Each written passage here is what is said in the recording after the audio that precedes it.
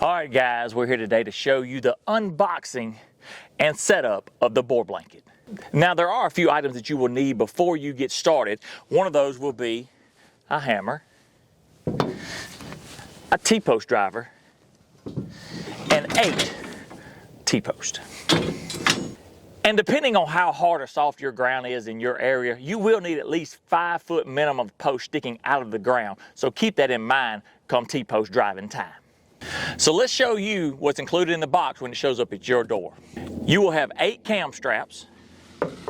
You'll have 8 T-post sleeves. It will come with 8 ground anchors, carabiners for your cap, a measuring strap, and a seam. We have the inner cable system and a drive rod for your anchors. And of course, the Boar blanket. All right, guys, to start off with, we're going to find the center point of the trap. By doing so, we're going to take our measuring strap, our drive rod, and our hammer. We're going to use these parts. Put it to the loop on the measuring strap, and let's drive it down.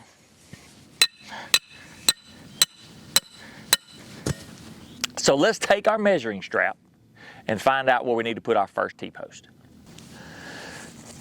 As you can see right here on the measuring strap, it has some white stitching, and that will be your placement for your first T-post.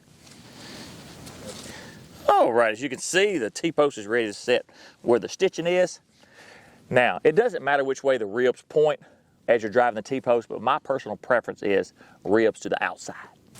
All right, to give you a good tip on how to find that 5 feet that you need for your T-post elevation, a good tip would be to already find out where 5 feet is on your body. That way, when you're driving the T-post, you can kind of figure out where the top of that T-post is as you're driving. Also, while you're driving the T-post, remember to drive with a slight angle outward. Right on the money. Now, you're probably wondering how we're going to set the rest of the T-post and where. We're going to make it real simple with the measuring strap. Take the end of the strap with the hook, clip it onto the bottom of the T-post you just drove, follow it out, and remember, the stitching on the strap, X marks the spot, you're ready to drive another T-post right here.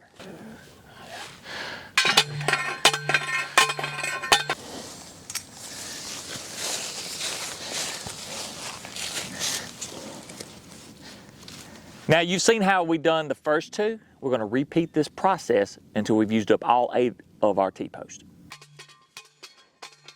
Also, one tip to keep up with is when you're pulling this strap out, make sure that it's not hung up on anything that's going to be inside the trap that would get your measurement off. All right, the next item to put on is the T-post sleeve, which slides right over the top of the T-post. This helps protect the blanket, and also you don't have to use any tools other than what's already been mentioned.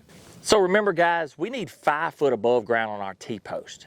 So that being said, keep in mind what kind of soil conditions you are trapping in. If it's softer conditions, you're going to need a longer T-post to be able to drive more into the ground to anchor it better. Harder ground, you don't need as much, but we prefer to be as sturdy as possible. All right, so we've done that process. So we're going to pull up our ground rod driver, and we're done with our measuring strap.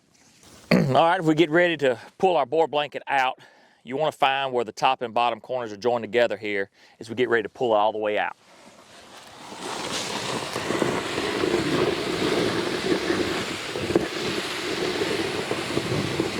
All right, now that we have our blanket all laid out, let's take where the top and bottom corners were joined together with the white rope, and we'll cut that. Now let me show you how to put this thing together. So you take that top corner ring, put it over your first T-post, and make sure that your jump ring is facing towards the inside. That way the hogs can't jump out to the outside.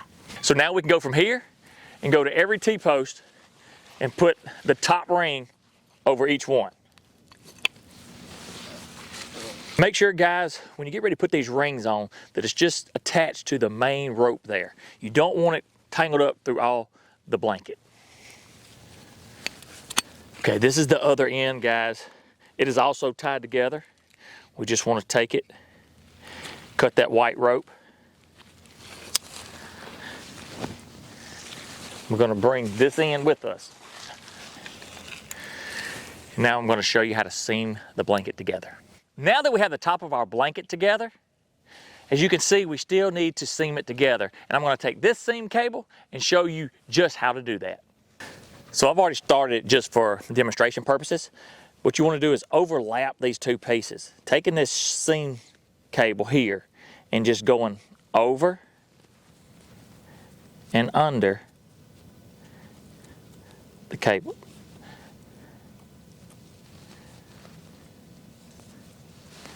We'll pull it together here, and we're just weaving it every couple sections there.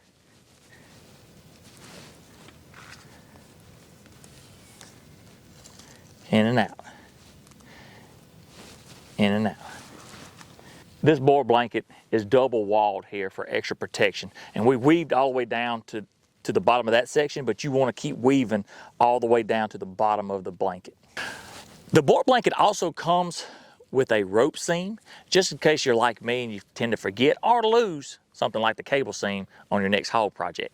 And if you're not using the rope seam, you can just tuck it under and tie it on the outside. So you remember the 4 carabiners that we had in the box? We're just going to take those, and where the cap is at the top, we start pulling those together.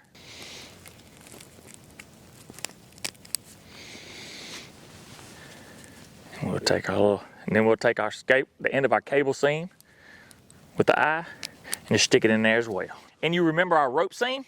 Well, I told you we just throw it on the outside and get it out of the way. It doesn't have to be real pretty, just out of the way. Now, let's get some ground anchors in the ground. So now that we're approximately 2 good steps away from the T-post, in line I should say, we want to take our anchor, and it fits into the groove on our ground rod driver. Right there. And drive it into the ground. All right, we got the anchor drove into the ground. We can pull our rod back out, give that a little snug, and what that anchor does, it drove in this way, turns this way. Now we're good and anchored down. Now that we got our anchor in the ground, good and snug, let's take our ratchet strap, put one end in that loop, come up here with your buckle in, put it in there, give it a good little snug, not too tight yet. We want to get the rest of them in before we cinch her on down. And now that we got all our anchors set and our straps in place, you want to cinch them down real good, real tight. And the reason for that is when you catch that load of hogs on the inside and they go to jumping on this blanket, well, you don't want the T-post pulling in. This is a good anchoring system. Keep those hogs in until you're ready to drag them out. One thing that sets this trap apart from others is the ability to tighten up the center ring, the lower ring, and the jump ring. And what that means is you don't need those inner ground or inner trap anchors. Now that the trap is set, we want to hook up our inner cable system to keep tension on the blanket.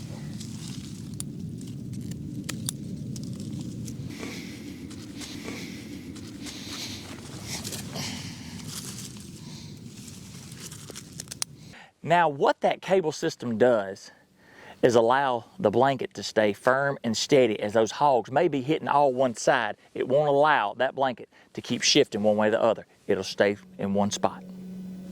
So a couple of features of the Boar blanket are, it's double layered, it's a knotted net, comes pre-tampered, keeps it off the T-post from that extra rub, wear and tear, and for a neater, better design. So now your Boar blanket is ready to catch pigs. Now that we have the trap together, what we're going to do is put it in conditioning mode, which allows hogs to go in and out without being bothered by the structure of the trap. We're actually going to use the straps that were supplied in the box when you opened it. Take that one end, and we're just going to pull it all the way up. Pull it under, and just come over here and catch it somewhere.